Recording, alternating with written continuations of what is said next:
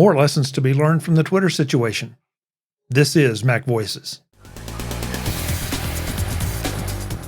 MacVoices is supported by Zocdoc, the only free app that lets you find and book doctors who are patient-reviewed, take your insurance, and are available when you need them. Find out more at Zocdoc.com/MacVoices.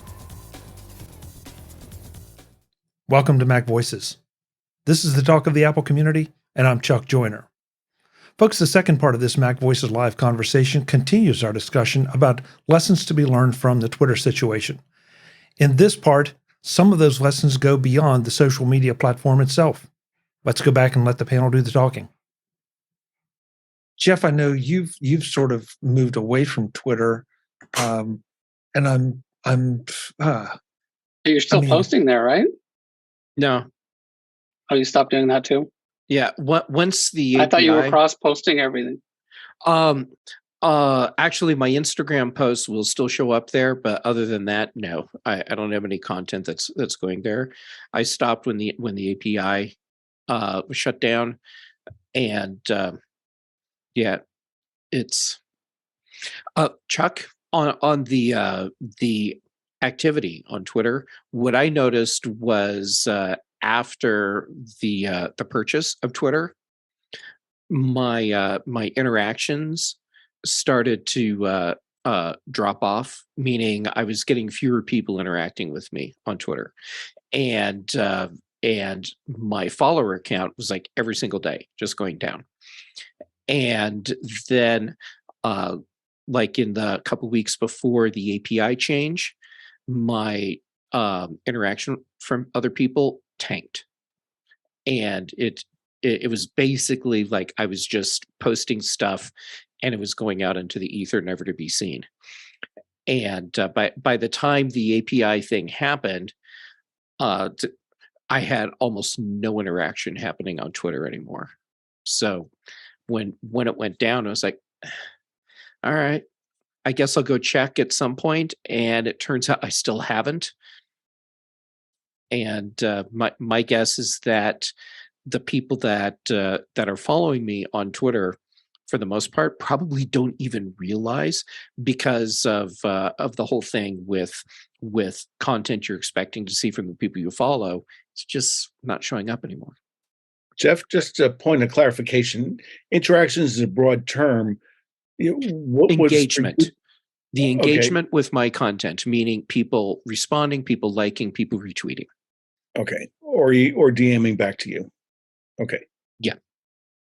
So I admit it. This is something that I missed somewhere along the way, that content was just disappearing, and even though you posted it, was not showing up in your followers' feeds. Is that what you guys No, I don't saying? think that's what's happening. I think it's not disappearing. It's just not being promoted out to other people, that are following you, on a robust way as it was. How is that different from essentially disappearing? Yeah. Well, wait a minute, Mark. I mean, if you're following me and I post, my expectation is that my post will show up in your feed, and I would think your expectation is that my post would show up in your feed. Right, and I've seen I've seen situations where stuff like that doesn't happen, but you go back to that person. If you scroll back in their timeline, the post is there. That's the sense in which it's it's there. Certainly as a user, it sucks because the whole thing was consolidating all this other different content. Before that, why don't we go back to 2000 and just maintain hundreds of bookmarks to go out and go to different websites to see what's doing? I think in this regard, it really is dramatic drop off in the value and convenience of the service. Okay, I did not know that that was the case, that things weren't showing up when. I've just seen stories about that over the last week. Okay.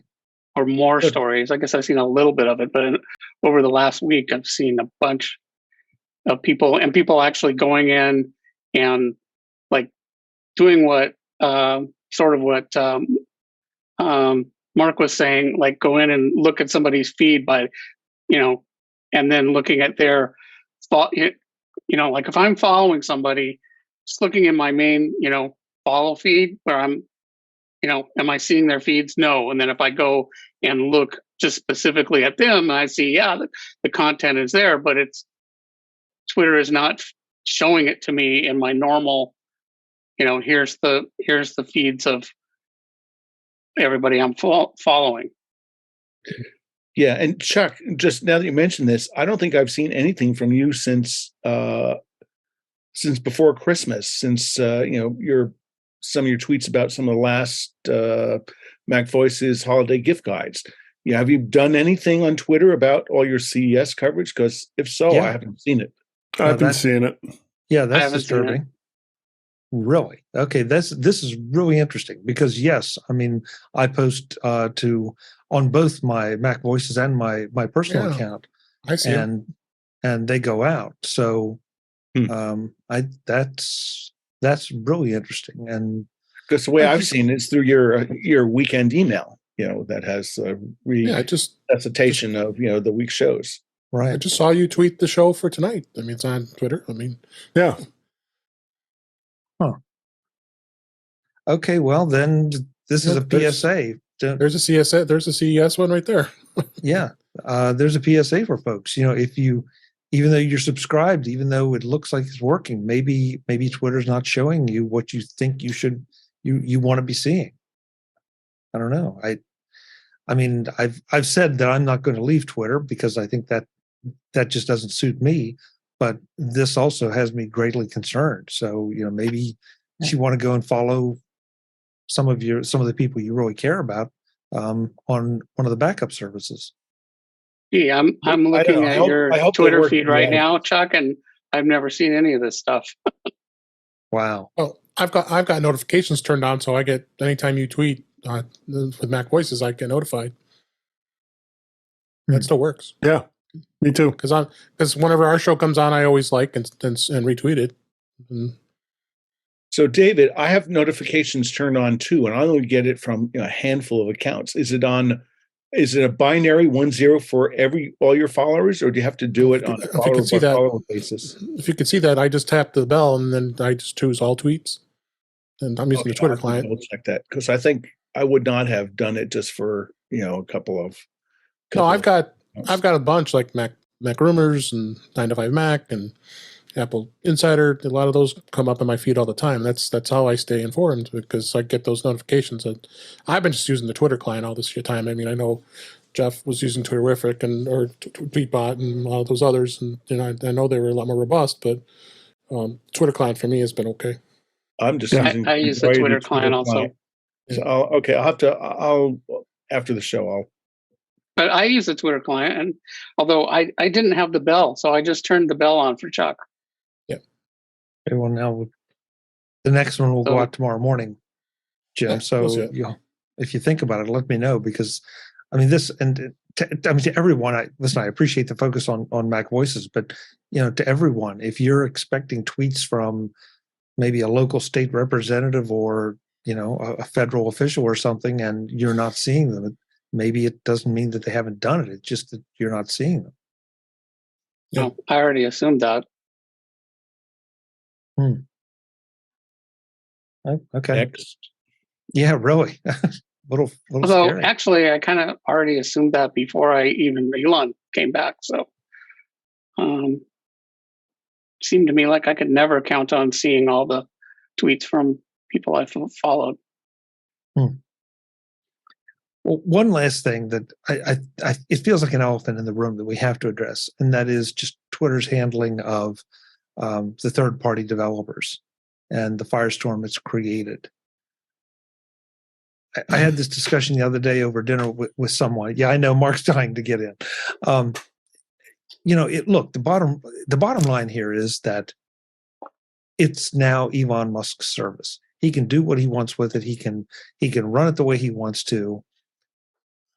But this just seemed like really, really, just such obvious mistakes to alienate so many people out there, not just the developers themselves, but also the fans of the developers.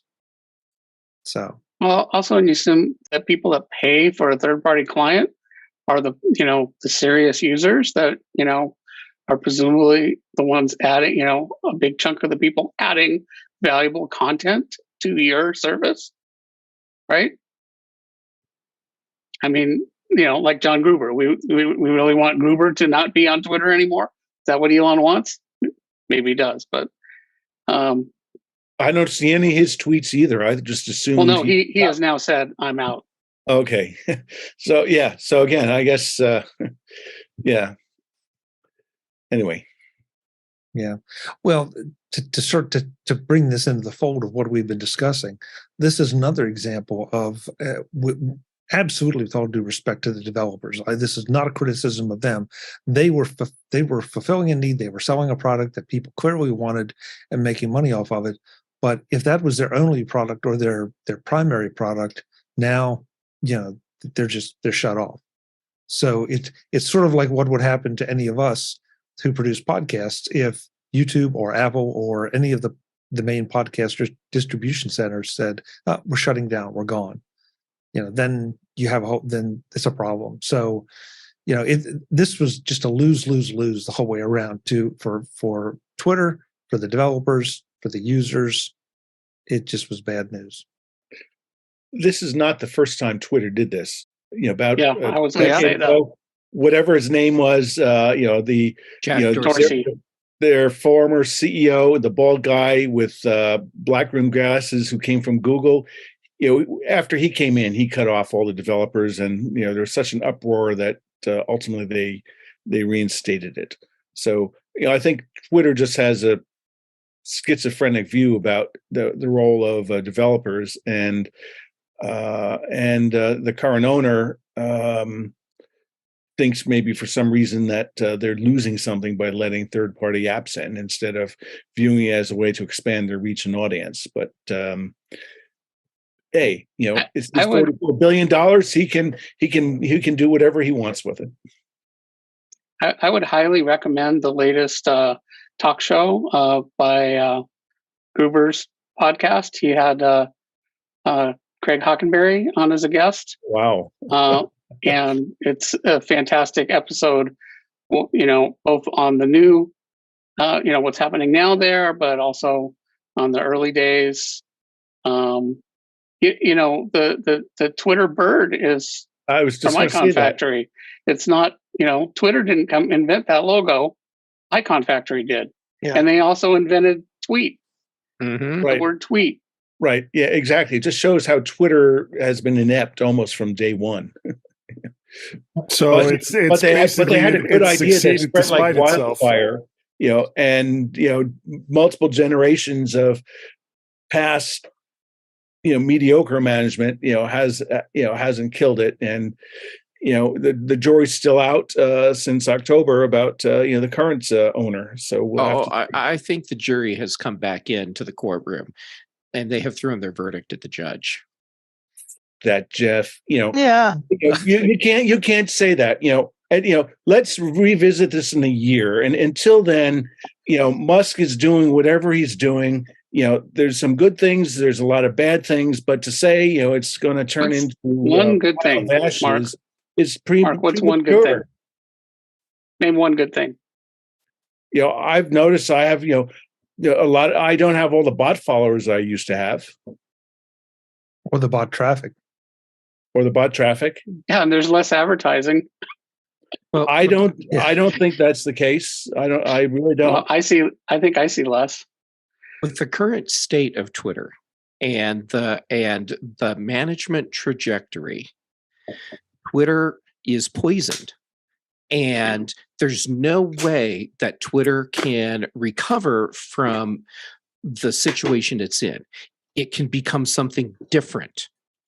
But to say that Twitter is, or to say that the jury's out and we don't know what's going to happen with Twitter, we've already seen it because it already happened. The whoever chose to poison this platform has done it, and it can't be what it was ever again. So and is that a bad thing? I mean, well, it depends on what it turns out to be, and what we're seeing today. What you're talking about. This is not good. One at not a that time, it's guys. going to die or disappear. And people can decide if they like it or they don't like it. But again, okay, you're right. You don't even need a jury to know. It's different, under Musk than it was, as a public company. Is that a good thing? Is it a bad thing? I think it's still a gigantic work in progress. Each individual community is their own jury. There's no massive jury, right? Until the whole thing collapses. But each individual community, but again, you're making each niche, you're making a speculation there. It may not collapse. No. This is just how people work. Like each small community, like once there has been enough of a mass exodus, it mostly doesn't exist for that community at that location anymore. For many of the Apple nerd people that many of us follow, they have left. And so that jury is mostly out for that particular group. That doesn't mean there are other groups that this has affected almost not at all. There are. But for people who are friends of developers who all got hosed because they made a Twitter client, those people it's pretty easy for them to pick to be out. But there's no one jury for everything. But for a lot of the people that we tend to follow and tend to talk about, that one is. It's done. And they won't come back, probably. I don't They're think not so. likely to come back. I don't think so at this point. I think Mastodon's going to probably capture that. And, so I'm a developer, and I've definitely seen that, that's really why I got into Twitter, and that the developer stuff I see on my feed has almost completely disappeared. There are other communities that I'm in there that I agree with Brittany that are still seem mostly unaffected, which is why if it was just for developers, I would have no reason to go there because there's just that content's gone and all the people that I knew there are gone. This edition of MacVoices is supported by Zocdoc. Find out more at zocdoc.com/MacVoices. There's nothing worse than going to a doctor's appointment expecting to be the center of attention, and then your doctor seems like they have better things to do and better places to be. Instead of listening to you intently, asking how you feel, and helping you along, the doctor is checking the clock. You're the patient looking for care, not the other way around. On Zocdoc, you'll find quality doctors who focus on you, listen to you, and prioritize your care. Zocdoc is the only free app that lets you find and book doctors who are patient-reviewed, take your insurance, are available when you need them, and treat almost every condition under the sun. No more doctor roulette or scouring the internet for questionable reviews. With Zocdoc, you have a trusted guide to connect you to your favorite doctor you haven't met yet. Millions of people use Zocdoc's free app to find and book a doctor in their neighborhood who is patient-reviewed and fits their needs and schedule just right. Go to Zocdoc.com/MacVoices and download the Zocdoc app for free. Then find and book a top-rated doctor today. Many are available within 24 hours. That's Zocdoc, ZocDoc.com/MacVoices. Zocdoc.com/MacVoices. Thanks to Zocdoc for their support of MacVoices. The one thing that I've really noticed as I'm publishing my CES content is that there is no default social media presence now for most of the companies. Some might be on Instagram, some might be on Facebook. Everybody, I'm going to take it to 98%, 95 to 98% are on Twitter. Okay, so if I @ them when I'm doing my post, I find them on Twitter. Not so much Instagram, not so much Facebook, not so much TikTok, not so much anywhere. Definitely not Mastodon. And that's not a shot at Mastodon either. It's just I the way it is. Yeah, we aren't there to that default baseline social media presence, and that is a big deal. And did we lose Webb? Yeah, Webb's gone because I want to get his take. But I feel like this is a real loss, and it makes me wonder. It's one of the reasons I'm still on Twitter, because I know that these companies have a presence there. Are they paying attention to it? I don't know, but they're there. think So- it'll take a while for automation systems to come up with another place to publish. A lot of the marketing people knew how to deal with Twitter and Instagram and so on, and they had kind of a workflow. And if you contracted with a company to help you, it was just an easy push it out to Twitter. It's not something where the tools are all there yet for Mastodon. I mean, Twitter, when it first started, it was pretty rough. So, I mean, the one benefit, I guess, if you want to phrase it that way, of everything going on in Twitter is that the Mastodon clients have improved greatly. Ivory by Tapbots, IceCube, all of those clients have really, really rapidly improved. Lots of versions, over a couple of weeks, and that's the kind of activity I remember seeing on Twitter when it first started. And it took, I don't know, Jim, like a year and a half or so before they all started stabilizing On Twitter? Yeah, when I didn't pay. I wasn't involved in Twitter I didn't get a Twitter account till 2018. So, actually, one of the reasons why I delayed was because of the first time they were mean to developers. And, I looked and said, well, I don't want to get attached to clients that, Twitter is just going to, I'll get used to it and then they're going to dump them. And then when I finally did get on Twitter, and it was sort of a backwards reason why I did, we won't get into that now, but I didn't use any clients because I was like, I think probably, Twitter's going to do the same thing sometime. This is obviously Elon Musk was nowhere around, but I was just like, I just don't trust it. I'm just going to use the official stuff, and that seems okay to me. And I don't want to get attached to something else. So, Twitter always felt kind of precarious to me in terms of that, and especially Twitter clients. And certainly, Twitter was not, as except for in the very early days, was not really very supportive. It felt like an adversarial relationship between Twitter clients and Twitter, and they didn't improve the API. My understanding was in the last year that was kind of improving. In fact, Craig Hockenberry mentioned that he felt like that was kind of thawing in the last year before Elon came back, and then it was like, of course, that turned it all around. But well, so micro.blog I know allows, or they are friendly to developers for third-party clients. Facebook, is there a third-party client for Facebook?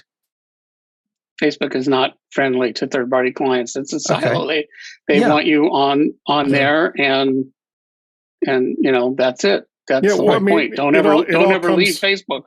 It all comes down to that other advertising. internet out there. Ignore that. The rest of the web. We want you to pretend the rest of the web doesn't even exist. Well, did all of these Twitter clients kick back into Twitter for advertising? Or because that's basically why Facebook doesn't allow third party, is they want you to see their ads.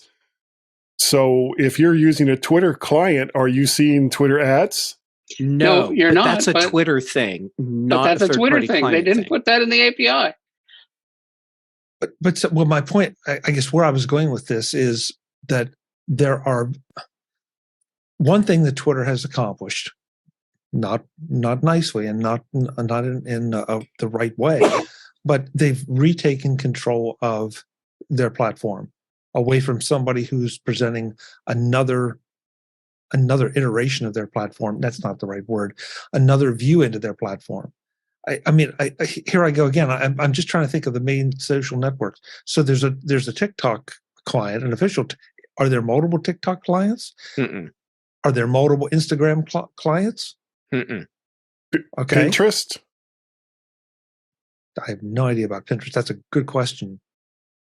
Well, but it all comes down to the same thing. If you allow a lot of developers to come in, and I'm playing devil's advocate here, if you allow a lot of developers to come in and other than possibly adding more users to your network, but they're not seeing the advertising that you need to keep the servers running and the doors open every single day, then it probably shouldn't come as a big surprise that sooner or later the rug is going to get pulled out from under them. I don't think it was a surprise. If anything, I think the surprise was that it took so long. But there's other things that they could have done. They did not ever. Twitter never made any effort. I mean, they published the API, said, "Here's the API, use it." They didn't put advertising in the API. They've had, a dozen years. They didn't do that. They didn't do that now. They could have done that. And then, certainly, they could have discontinued it in a way other than in the middle of the night, just, yanking the keys and, not, they didn't announce it. They didn't say, "Oh, we'll give you 6 months or 48 hours. It just stopped working. Well, sometimes you just pull the Band-Aid off. Why? That's Without totally, an announcement, though? Who would ever want to do business with somebody that operated their business like that? I wouldn't. Well, I wouldn't want to advertise with them. I wouldn't want to be associated with them. I wouldn't want to be a Tesla vendor or a SpaceX vendor. None of those companies care. They want you to view their advertising on their network. And whether they gave them no time at all or 6 months, the same complaining would have happened over all of these Twitter clients disappearing as what already did happen. So likely they just decided that if it was going to happen anyway, then just yank the Band-Aid off and wait for the fallout, see what happens. But all of these other companies that advertise with Twitter or with SpaceX or with Tesla they're not looking at well, are the developers not happy? They're looking to see how much engagement they get on Twitter from the people that are on Twitter. And if there are still a lot of people, let me finish. Come on, don't interrupt. Yeah. If they're still getting engagement from people that use Twitter and they probably have the metrics to show whether that's still happening or not, then as far as Twitter is concerned, what difference does it make that all of these clients don't work anymore? And if the developers that weren't contributing monetarily to Twitter are upset about it, they probably don't care. And it kind of shows that they don't care because they just, like you said, they did it in the middle of the night. It's like the Baltimore Colts pulling out in the middle of the night and going to Indiana. Yep. I think most of the complaining is not from the developers. It's from the customers of the developers. I think it's from the both. people that use those, from people that use those clients. I think it's from both, Jim, and I think it's because the developers are well known in the community, well liked in the community, and the software they wrote was a piece of software that people used frequently, intensely. And so, and I know Guy's playing devil's advocate, but I think he's onto something. I think it was not handled well. It could have been handled a lot better from a PR standpoint. But the point I was trying to make earlier is that, with the exception of micro.blog, every one of those social networks wants you to use their network the way they want you to use it. Not necessarily the way you want to use it, but the way they want you to use it. And that's what Twitter has now basically accomplished. You either use the web interface, you use Tweetbot, or TweetDeck, Yeah. TweetDeck, or the native Twitter iOS or Mac Twitter client. So now they're on a level playing field with all the other social networks. I'm not saying I'm happy about it, because I too was a Tweetbot user. I too find the native clients wanting. Certainly TweetDeck has some nice features, but I want Tweetbot back. I know it's not coming back. Well, one question of Guy, what do these people contribute? Well, some of those people are not going to use Twitter anymore. So I mean, I think Elon acts like, everyone should be, the point is these social networks is people, the content comes from the users. If users don't make content, there's nothing. There's absolutely no value, right? So these companies are extracting value from the free content that people have made. And if people stop making content, then there won't be any more. And that's, look at, say, MySpace, for example, or Google. What did they try to make? What was that called? I forget now. Several. Well, there was one main one, which I actually used and liked for a while. One was Circles. What was it called? I can't remember what it was called. I think that was it. I think it was Circles. Maybe. Maybe that was the name of it. And it was sort of a combination of Twitter and Facebook. But Jim, sorry. No, I'm just saying that, the point is that the value comes out of the users, and Elon is like, let me crap on all the users, everything he's doing. And I think this is what Jeff's point gets to of poisoning. He's poisoning where the content's coming from. And it's, you can only do that to a certain extent. Google Plus, right? That's the one. Good job. I didn't want to interrupt you. Yeah.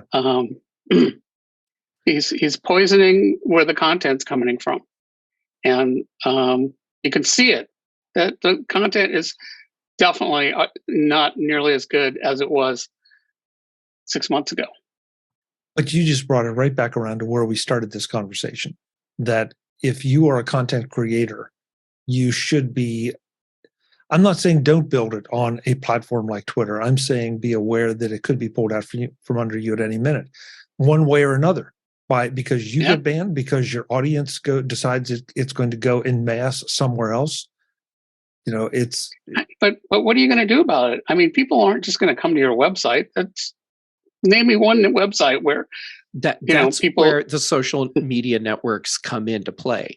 You put the links out to your content on all the different social media networks.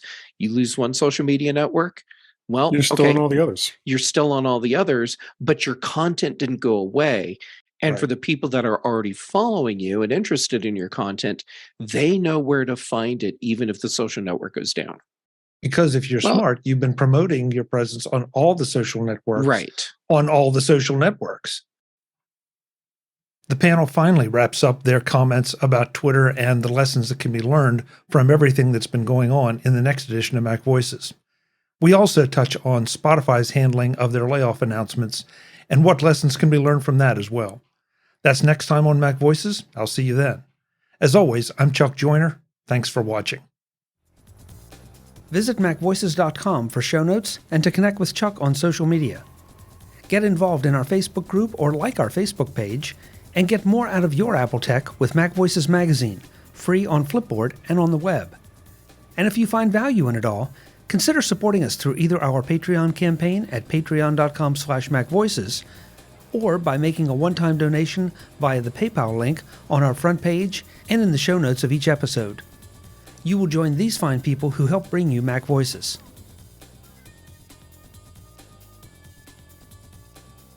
Advertising handled by Backbeat Media at backbeatmedia.com.